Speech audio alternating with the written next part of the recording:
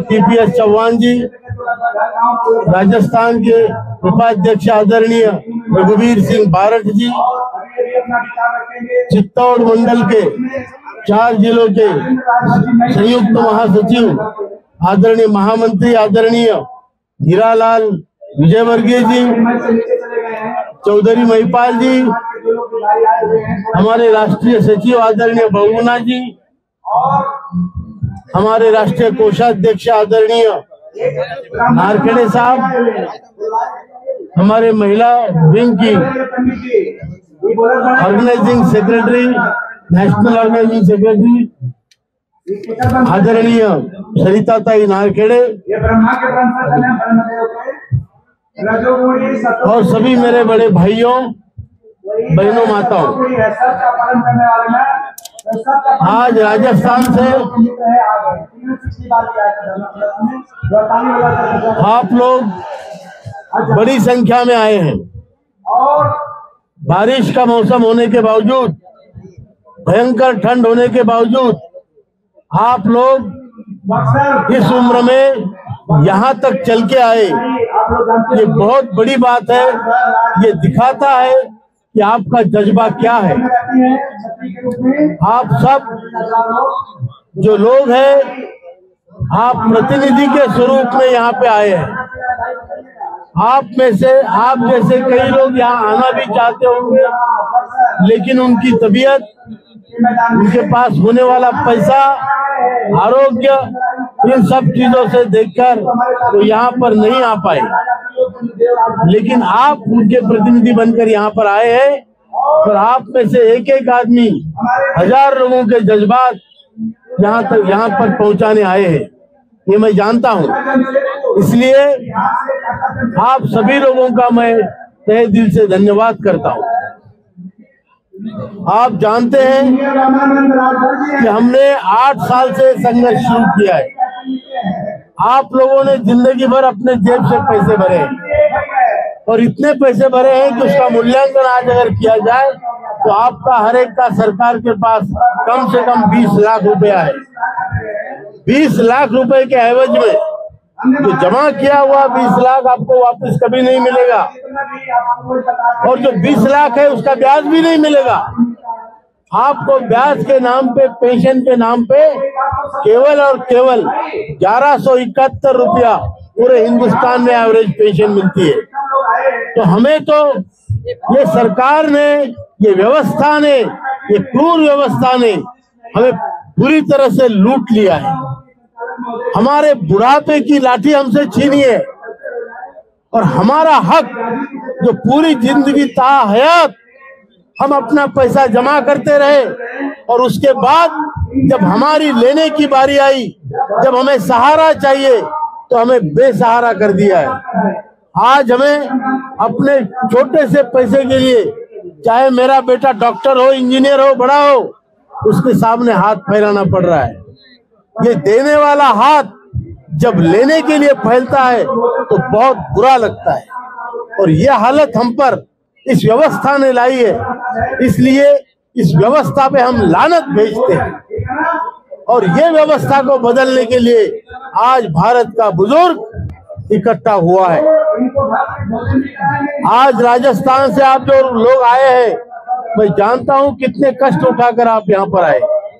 मैं जानता हूं आप किस हालात में यहाँ पर आए, और फिर भी आप ये युद्ध में शामिल होने के लिए किसी के एक सादे से बुलावे पर यहाँ पर आए हैं, अपना पैसा खर्च करके, अपनी तकलीफें उठा के। इसलिए आप धन्यवाद के पात्र हैं। पूरा हिंदुस्तान का पेंशनर आपका धन्यवादी है। हमारी 4 मांगे हैं भाइयों, कोई बड़ी मांगे नहीं है। 7,500 और महंगाई भत्ता, 2 वृद्धों को जीने लायक पेंशन हमको मिलनी चाहिए। पति पत्नी को मेडिकल सुविधाएं, अच्छी मेडिकल सुविधाएं मिलनी चाहिए। इसके अलावा जो सुप्रीम कोर्ट का हायर पेंशन का निर्णय है, उसको अक्षरशः, शब्दशः, बिना भेदभाव के लागू किया जाए। और जो लोगों को ईपीएस के दायरे में नहीं लाया गया, लेकिन उन्होंने ईपीएस के संस्थाओं में काम किया है, उनको इसमें एक्स पोस्ट फैक्टो मेंबर बनाया जाए या तो फिर उनको 5,000 रुपए पेंशन दी जाए। ये 4 मांगे लेकर हम चल रहे हैं। और आपको मैं बता दूं कि आपका विजय निश्चित है, आपका विजय निश्चित है। और आप देखेंगे आने वाले कभी भी हो सकता है, आज कल परसों नरसों कभी भी हो सकता है। आप भाइयों बहनों, आप जीतने वाले हो। जितना आपने इस आंदोलन को इस क्रूर व्यवस्था के साथ खिलाफ खड़ा किया है, बड़ा किया है, जितने आपने आज तक कष्ट भोगे हैं, उन सब कष्टों का फल आपको जल्दी मिलने वाला है। और ये विजयश्री के आप सब हकदार होंगे, आप सब इसका श्रेय लेंगे, क्योंकि आपने ये आंदोलन खड़ा किया है। ये दुनिया में एक उदाहरण है कि बड़े बूढ़े लोग, 60 साल की उम्र से ज्यादा लोग इकट्ठा होकर, बिखरे हुए लोग इकट्ठा आकर, बिना जाति धर्म का दोष दिए हुए, बिना जाति का, बिना धर्म का कोई वहां पर वाद किए हुए इकट्ठा आकर आपने इस सिस्टम को झुकाया है। और इस सिस्टम से आप वो ले रहे हैं जो आपका हक है। ये बहुत बड़ी लोकतांत्रिक लड़ाई आपकी रही है और इस लड़ाई के आप विजेता है, विजेता होंगे, निश्चित होंगे। लेकिन अगर खुदा न खास्ता हमारी मांगे पूरी नहीं होती तो क्या आप त्याग और बलिदान के लिए तैयार है? अगर हमारी, मुझे यकीन है हमारी मांगे पूरी होगी। मोदी जी ने 2 बार गारंटी दी है, लेकिन खुदा न खास्ता अगर ना हो तो क्या हम अपना बलिदान देने के लिए तैयार है? इसी जज्बे के साथ हम ये यहाँ से प्रण लेके जाएंगे, जो जैसे हमारे हीरालाल जी कर रहे हैं, टीपीएस चौहान जी कर रहे हैं, वैसे हम सब लोग संगठन को मजबूत करेंगे, बहुत बड़ा मजबूत करेंगे कि आगे आने वाले हमारे जाने के बाद भी किसी वृद्ध को इस देश में ना घर में ना बाहर कहीं भीख मांगनी पड़े, वो स्वाभिमान से जिए। ये हम वृद्धों का सम्मान उनको देना चाहते हैं। रावत साहब आगे बढ़ो, रावत साहब आगे बढ़ो, रावत साहब आगे बढ़ो, रावत साहब आगे बढ़ो, रावत साहब आगे बढ़ो। भाइयों, ये लड़ाई केवल पैसों की लड़ाई नहीं है, ये तो पहली बात हक की लड़ाई है, हमारे स्वाभिमान की लड़ाई है। हमने जिंदगी भर जिन बच्चों को लंगोट से, चड्डी से लेके, किताबों से लेके, उधार लेके पढ़ाया, उन बच्चों के सामने हाथ फैलाते हुए आज हमें शर्म आती है।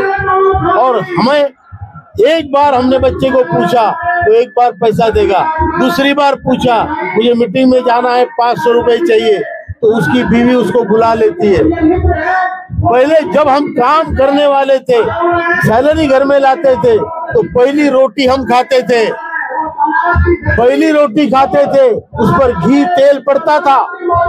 आज जब हम 1,000 रुपए घर में लाते हैं तो उस घर में हमारी कीमत किसी झाड़ू या पोछे से ज्यादा नहीं है। हमसे सब पोछा लगवा लिया और निचोड़ के हमें सुखा दिया गया है। घर में, समाज में और देश में हमारी हालत बदतर हुई है। हम चाहते हैं देश का बुजुर्ग, इस देश का मजबूत बुजुर्ग जिसने देश को बनाया है, वो देश के, घर के, समाज के निर्णय क्षमता में, डिसीजन मेकिंग में हिस्सा हो, उसको कोई लांग के मत जाए। हमारे संस्कृति में किसी को अगर पैर लगता है तो हम उसके पैर छूते हैं, पैर पड़ते हैं उसके, उससे माफी मांगते हैं कि मेरा पैर आपको लग गया। ये सिस्टम तो हमें लांग के जा रही है, लेकिन इसके आगे जो हमें लांगेगा उसको हम टांगेंगे। मंजूर है? मंजूर है, मंजूर है, मंजूर है। अभी यही जज्बा लेके हम घर जाएंगे, अपना संगठन और मजबूत बनाएंगे और अपना अधिकार लेके रहेंगे। ये देश किसी और के बाप का नहीं, हमारे बाप का भी है, हमारा है। और हमारे देश में क्या होना चाहिए इसका निर्णय भी हम सब मिल के लेंगे, कभी भी लेंगे, कैसे भी लेंगे और हमारा हक लेके रहेंगे। जय हिंद। 2 नारे लगाएंगे। भाइयों, हम लोग कामगार हैं। लोग जो राजनीति कर रहे हैं वो धर्म के नाम पे, जाति के नाम पे लोगों को बांट के कर रहे हैं।